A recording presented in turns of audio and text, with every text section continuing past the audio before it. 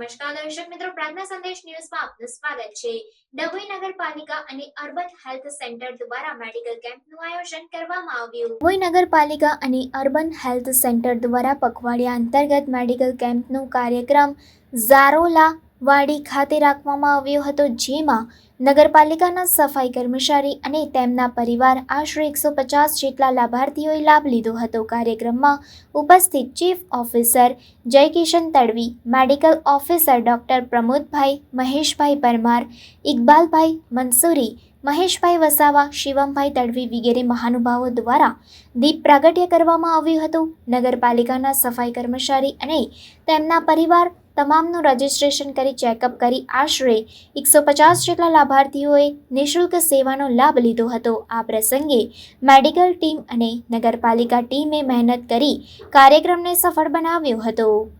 Reporter Sandeep Solanki, પ્રાર્થના સંદેશ news, Dabhoi.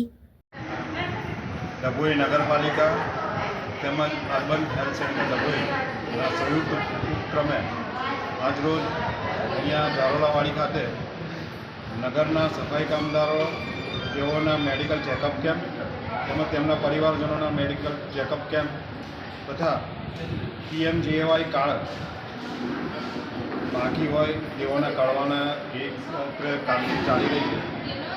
આ કામગીરી સ્વચ્છતા હી સેવા કાર્યક્રમ અંતર્ગત તારીખ 17 સપ્ટેમ્બર 2024થી 2 ઓક્ટોબર 2024 સુધી સરકારશ્રીના ડે ટુ ડે કાર્યક્રમ યોજવાનું નક્કી કરવામાં આવેલ છે।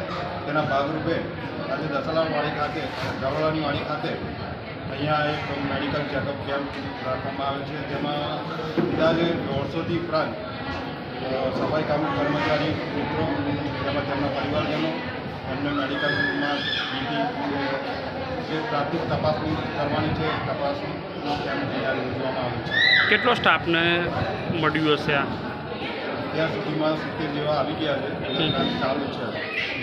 શું આપનું શુભ નામ?